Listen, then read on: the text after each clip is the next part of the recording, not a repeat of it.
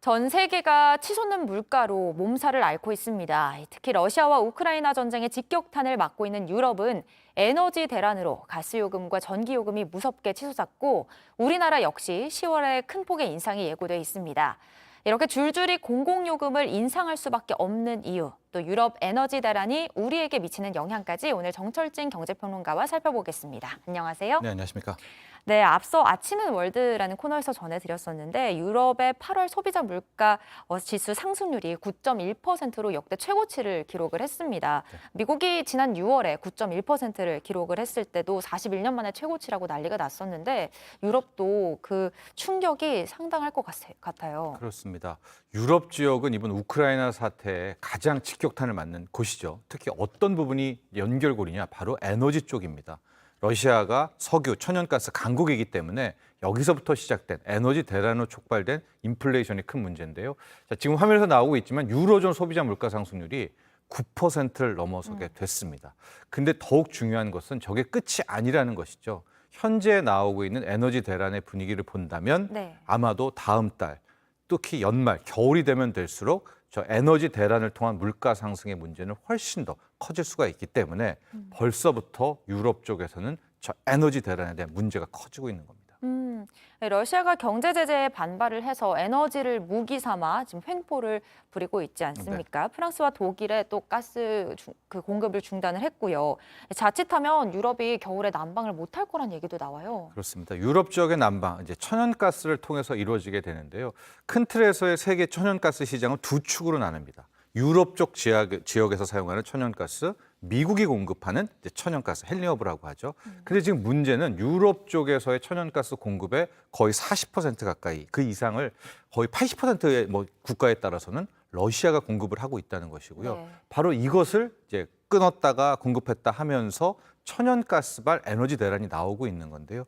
최근 같은 경우에 나왔던 이슈를 보면 이제 가스관을 통해서 러시아가 독일에 많이 공급을 하는데 뭐 뻑하면은 갑자기 가스관을 보수해야 돼. 이렇게 몇 주씩 그 가스를 중단하게 되면 뭐 독일은 속수무책인 거고요. 최근에 나온 이슈는 또 프랑스 통해서 왜 가스 대금을 안 주냐 이러면서 당분간 끊겠다.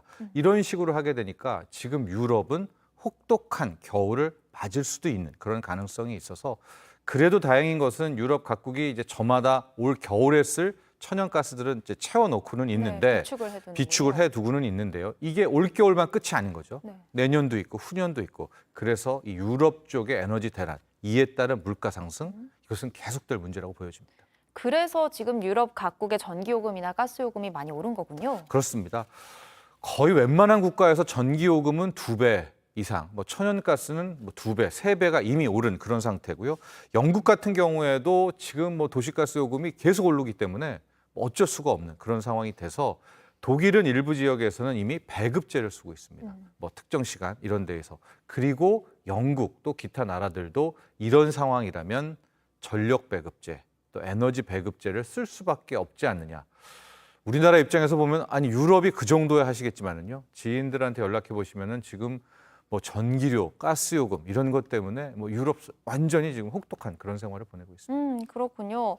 사실 말씀하신 것처럼 유럽이 그 정도야 우리는 이렇게 넘어갈 수도 있지만 사실 우리나라에도 큰 영향을 미치죠. 네, 그렇습니다. 앞서 제가 이제 2개의 시장이 있다고 했잖아요. 이제 유럽 쪽의 천연가스 시장, 또 미국을 주축으로 한 또 하나의 시장이 있는데 유럽 쪽 지역은 벌써 우크라이나 사태 터지고 가격이 10배 가까이 치솟았습니다. 자, 이렇게 되니까 미국 쪽에 있는 천연가스를 이제 유럽 쪽으로 공수하게 되는, 그러니까 유럽, 미국 쪽도 몸값이 높아지고 있게 되겠죠. 현재까지 우리나라는 이제 카타르 지역 쪽에서 우리는 가스관이 없기 때문에 LNG로 액화를 해서 이것을 공수하는 이런 방식을 쓰고 있는데 이미 이쪽도 가격이 들썩들썩 되고 있습니다. 벌써 1년 전에 비해서 우리가 들어오는 가격도 2배 넘게 올랐었거든요. 결과적으로 이런 식이 된다면 유럽 쪽 가스, 또 미국 쪽 가스가 모두 오르고 우리 가스는 LNG 가격도 이미 올랐지만 더 오를 가능성이 매우 높은 거죠. 거기다가 우리나라도 10월에 또 도시가스 요금이 인상이 된다고 하는데 이렇게 세계적으로 에너지 수급이 계속 어려워지는 상황이면 우리 인상 폭도 커지는 거 아닌가요? 그렇죠. 이미 5월과 7월에 올렸고요. 이제 10월에 거의 올릴 것이 확실시 되고 있고 그 폭도 지금 최근에 천연가스 요금 올라간 것을 보면 큰 폭의 인상이 불가피하지 않을까 이렇게 보여지고 있습니다. 근데 이게 비단 가스에서 그치는 것이 아니죠. 전기료 같은 경우에도 지금 전력 대란이기 때문에 우리가 누르고 눌렀지만 결과적으로 상당폭 올릴 수밖에 없는 상황이 됐습니다. 한국전력 같은 경우에는 이대로 가면 벌써 적자 규모가 30조 이상 되게 되니까 네. 전기요금 현실화도 할 수밖에 없는데 설상가상 지금 큰 문제는 원화 약세, 환율 급등입니다. 우리는 결국 가스든 석유든 사와야 되는데 네. 이 원화 약세 때문에 안 그래도 올라간 가격이 더 크게 올라가게 되는 아이고. 이 수입 물가의 급등도 또 하나의 변수로 작용하고 있습니다. 네, 마지막으로 도시가스 요금뿐만이 아니라 전기요금이나 건강보험료까지 인상이 예고돼 있는 상황이에요. 이 최후의 보루였던 공공요금 이렇게 올라버리면 앞으로 물가 잡기가 더 힘들어지는 건 아닌가요? 그렇습니다. 우리나라 눈을 돌려보면 7월 소비자 물가 상승률이 6.3%였고요. 당국에서는 10월, 11월 정도를 인플레이션 고점으로 보고 있고 한국은행은 이제 내년 상반기 정도를 물가 고점으로 보고는 있는데요.